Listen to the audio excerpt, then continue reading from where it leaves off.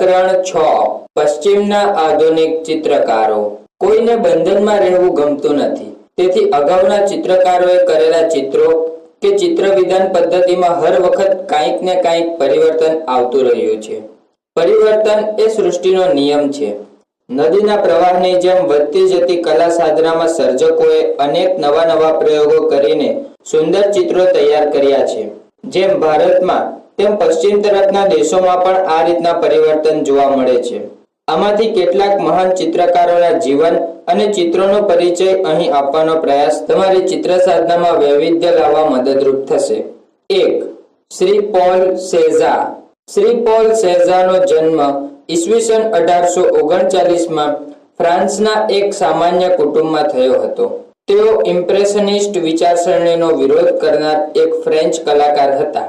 મુશ્કેલીના સમયમાં પણ પોતાના સિદ્ધાંત પર અડગ રહીને ચિત્રો કર્યા। તેમને જે યોગ્ય લાગ્યું તે સચ્ચાઈપૂર્વક રજૂ કર્યું। તેમના વિચારોમાં ગહનતા હતી, ચિંતન હતું। આ એક ક્રાંતિકારી કલાકારના લક્ષણો હતા। તેમના ચિત્રોની સાચી કિંમત લોકોને પાછળથી સમજાઈ। તાહિતી ટાપુમાં તેમણે જીવનના બાકીના વર્ષો વિતાવ્યા। સેઝાએ જગતને વસ્તુ રૂપે જોયું હતું। ચિત્રકાર એક વિષય વસ્તુ કે વિષય પર ધ્યાન કેન્દ્રિત કરે તે જરૂરી હતું, માટે તેમણે પર્સ્પેક્ટિવ એટલે કે યથાર્થ દર્શનનો ઉપયોગ કર્યો। તેમણે ચિત્રમાં આકાર અને તેની સુંદર ગોઠવણી તથા વિસ્તારની યોગ્ય વહેંચણી ઉપર ભાર મૂક્યો। કલ્પનાસભર રંગોથી ચિત્રો બનાવતા સેઝાએ આપેલ વિચારોમાં આધુનિક કલાના બીજ રહ્યા છે, તેથી તેમને આધુનિક કલાના પિતા ગણવામાં આવે છે। સેઝાના વિચાર અને કાર્યમાંથી પ્રેરણા લઈ બ્રાક તેમજ પિકાસોએ ક્યુબિઝમની સ્થાપના કરી અને તે દ્વારા આધુનિક કલાનો મજબૂત પાયો નાખ્યો। શ્રી પોલ સેઝાનું ચિત્ર। 2. Shri Vincent van Gogh. ઈસવીસન 1853 થી ઈસવીસન 1890। શ્રી વિન્સેન્ટ વાન ગોથ પ્રભાવવાદી કલાકારોમાંના એક હતા। તેમનો જન્મ હોલેન્ડમાં 30 માર્ચ 1853માં પાદરી કુટુંબમાં થયો હતો। ધાર્મિક અને સુસંસ્કૃત માહોલમાં ઉછેર થવાને કારણે તેઓ ભાવનાત્મક હતા। આત્મવિશ્વાસ સાથે પોતાની દિશામાં આગળ વધ્યા। જીવનમાં સફળતા મેળવવા તેમણે અનેક વ્યવસાયોમાં નસીબ અજમાવ્યું। ચિત્રો વેચવાનું કામ કર્યું। શિક્ષક બન્યા। વધુ અભ્યાસ કરી પાદરી બન્યા, પણ ક્યાંય સફળતા ન મળતા 27 વર્ષની ઉંમરે કારમી નિરાશામાં જીવનભર ચિત્રો કરવાનો નિર્ણય લીધો। વાન ગોગને ખેડૂતો, શ્રમજીવીઓ અને કસબીઓ માટે અનહદ આદર હતો। સર્જન શું છે તે તેઓ સારી રીતે સમજતા હતા। જીવન પર્યંત તેમનું એક પણ ચિત્ર વેચાયું ન હતું, છતાં પણ તેઓ ચિત્રો કરી જ જતા હતા। સતત તકલીફો, ભૂખ, પ્રેમ ઝંખના અને ગાંડપણ વચ્ચે તેઓ જીવ્યા। માત્ર તેનો ભાઈ થિયો અંતરના ઊંડાણથી ચાહતો હતો। તે વાન ગોગને સ્નેહ અને રંગો પૂરા પાડતો હતો। માનસિક પરિતાપમાંથી મુક્તિ મેળવવા તેમણે કલાને સાધન બનાવ્યું। 25 વર્ષની ઉંમરે ચિત્રો દોરવાનું શરૂ કર્યું। 37 વર્ષે તેઓ મૃત્યુ પામ્યા। માત્ર 12 વર્ષની કલા સાધનામાં 840 તેલચિત્રો અને અસંખ્ય સ્કેચ કર્યા અને જગતભરના કલાકારોમાં અનોખું સ્થાન પામ્યા। તેમના થિયો એટલે કે ભાઈ પરના પત્રો અતિ મહત્વના છે। બંને ભાઈની કબરો પાસે છે। આ ચિત્રકાર પર લસ્ટ ફોર લાઈફ નવલકથા લખાઈ છે અને ફિલ્મ પણ બની છે। લસ્ટ ફોર લાઈફનો ગુજરાતી અનુવાદ શ્રી વિનોદભાઈ મેઘાણીએ કર્યો છે, જે પુસ્તકનું નામ સળગતા સૂરજમુખી છે। આ સત્યનિષ્ઠ કલાકાર જીવનભર ગરીબીનો સામનો કરી જીવ્યા, પણ જગતને પોતાની કલાથી નવો રાહ ચીંધતા ગયા। અંતે પોતાની જાતે પોતાના જીવનનો અંત આણ્યો। 3. Shri Pablo Picasso. Shri Pablo પિકાસોનો જન્મ 1881માં સ્પેનમાં એક ચિત્રકાર શિક્ષકના ઘરે થયો હતો। ઘણી નાની ઉંમરે પોતાની કલા પ્રતિભાના દર્શન કરાવ્યા હતા। તેઓ આબેલિટી અને કલા જગતના જાદુગર ગણાતા હતા। અદ્યતન કલાના બધા જ નવા પ્રયોગોમાં તેઓ મોખરે રહેલા। આ ચિત્રકારે અદ્ભુત સર્જનો કર્યા છે। વિશ્વયુદ્ધથી સર્જાયેલ મનુષ્ય જીવનની અવદશા, નિસહાયતા અને કરુણતા રજૂ કરવામાં અભિવ્યક્તિવાદનું ગુર્નિકા નામનું ચિત્ર ઉત્તમ ઉદાહરણ છે। વિશ્વયુદ્ધ અને બોમ્બ વિસ્ફોટની ભયાનકતા આ ચિત્રમાં દેખાઈ આવે છે। The musicians, main with guitar, steel life તેમના નોંધપાત્ર ચિત્રો છે. તેમણે અનેક માધ્યમોમાં કામ કર્યું છે. કલા ક્ષેત્રે નવી દ્રષ્ટિ અને સૃષ્ટિ આપ્યા છે.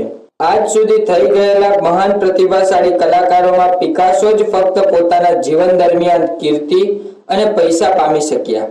તેમના કામ જોતા તે ક્યાંય બંધાયેલા લાગતા નથી. હંમેશા પ્રગતિશીલ રહીને નવીન સર્જન કરવાનું તેમનું ધ્યેય હતું. કલા ક્ષેત્રે પિકાસોએ મૂળભૂત શોધ કરીને કલાના સ્વરૂપ અને સમજણ બદલી નાખ્યા. તેમનામાં રચના શક્તિની ભારે સૂઝ હતી. પિકાસોનું 1973માં 91 વર્ષની વયે નિધન થયું ત્યારે તેઓ ઇતિહાસમાં સૌથી સુપ્રસિદ્ધ અને સફળ કલાકારમાંના એક હતા. પાબ્લો પિકાસોએ કુદરતને તેના મૂળ સ્વરૂપે ન જોતા ભૂમિતિના આકારોમાં રૂપાંતર કરીને જોવાની દ્રષ્ટિ ખીલવી હતી. તેમણે ઘનવાદ એટલે કે ક્યુબિઝમના ચિત્રો બનાવ્યા. કોલાજ પદ્ધતિના શોધક તરીકે પિકાસોનું સ્થાન આગવું છે. વિભાગ 2 ચિત્ર સર્જન practical. Art is the most authentic record of the mankind. અર્થાત માનવ જીવનનો સૌથી પ્રમાણભૂત ઇતિહાસ હોય તો તે કલા છે. આદિ માનવથી આધુનિક માનવ સુધીની વિકાસ યાત્રા દ્વારા યુગે યુગે માનવીની જીવનશૈલી બદલાતી રહી છે અને એ જીવનશૈલી મુજબના ચિત્રો પણ જે તે સમયમાં થયા છે. તેથી એ સમયમાં માનવીનું જીવન અને પ્રવૃત્તિઓ કેવી હતી તે સમયના ચિત્રો કે શિલ્પ ઉપરથી જાણી શકાય છે. એટલે કહી શકાય કે કલા એ માનવ જીવનનું દર્પણ છે. આદિ માનવથી આધુનિક માનવની વિકાસ યાત્રા યુગે યુગે બદલાતી રહી છે અને એ મુજબ કલા પણ કરવટ બદલતી રહી છે. આજની કલા તો પરાકાષ્ઠાએ પહોંચી છે કારણ કે વૈભવ અને વિકાસ વધવાની સાથે સુખ સગવડના સાધનો પણ બદલાયા છે. કલાત્મક આકારોવાળા મકાનો, ઉત્કૃષ્ટ આકારોવાળું રાચ રચેલું, વિવિધ આધુનિક આકારો અને રંગોવાળા પોશાકો અને મનગમતા ચિત્રો દિવાલો ઉપર લગાવવા વગેરે માનવીની મનગમતી પ્રવૃત્તિઓ છે. આજનો માનવી કલાને સમજવાની અને માણવાની સૂઝ ધરાવે છે. તેથી ચિત્રકારો કે શિલ્પકારો પણ સમાજની માંગ મુજબ કલા કંડારવામાં અવનવા આધુનિક પ્રયોગો કરતા થયા છે, જેમાં ચિત્ર સંયોજન, સર્જનાત્મક ભાત અને અમૂર્ત ભાતના ચિત્ર સર્જનો કરવાના છે. આ બધા જ ચિત્રો 28x38 સેન્ટીમીટરના કાર્ટેજ ડ્રોઈંગ પેપર ઉપર પીછીથી પૂરાય તેવા જળ રંગોમાં તૈયાર કરવાના છે. 1. ચિત્ર સંયોજન એટલે કે પિક્ચર કોમ્પોઝિશન. ચિત્ર સંયોજન એટલે ચિત્રના વિષય મુજબ માનવ પાત્રોની યોગ્ય ગોઠવણી. તેની સાથે વિષયને અનુરૂપ વાતાવરણ બતાવવા માટે પ્રાણી, પક્ષી, ઝાડ, પર્વત, આકાશ વગેરે કુદરતી તત્વોને યોગ્ય રીતે ગોઠવવાના હોય છે. આ ગોઠવણી એટલે સંયોજન. આ વિષયના ચિત્રોમાં માનવ જીવનના રોજબરોજના પ્રસંગો, ઘટનાઓ, ઉત્સવો, તહેવારો વગેરેના ચિત્ર સંયોજનો 20x25 સેન્ટીમીટરના માપમાં વિષયને અનુરૂપ જળ રંગો પૂરીને ચિત્રો તૈયાર કરવાના છે. અહીં કેટલાક નમૂનાના ચિત્ર સંયોજનો છાપ્યા છે, જેથી આવા ચિત્રો તૈયાર કરવાની તમારી સૂઝ કેળવાશે. 2. ભાત ચિત્ર એટલે કે પિક્ચર ડિઝાઇન. ભાત ચિત્ર એટલે સુશોભન કરવાની કળા. ભાત ચિત્રના ઘણા પ્રકાર છે, પરંતુ આ ધોરણમાં તમારે સર્જનાત્મક ભાત અને અમૂર્ત ભાતના ચિત્રો તૈયાર કરવાના છે. સુશોભન એટલે આનંદ માણવાની કલા. માનવ જીવનના દરેક ક્ષેત્રમાં આપણને સુશોભન જોવા મળે છે. ઘર વપરાશની ચીજો, પહેરવેશના કપડાં વગેરે કલાત્મક હોય તો સૌને ગમે છે. આજના આધુનિક યુગમાં જીવન જીવવાની કળા દાદ માંગી લે તેવી છે.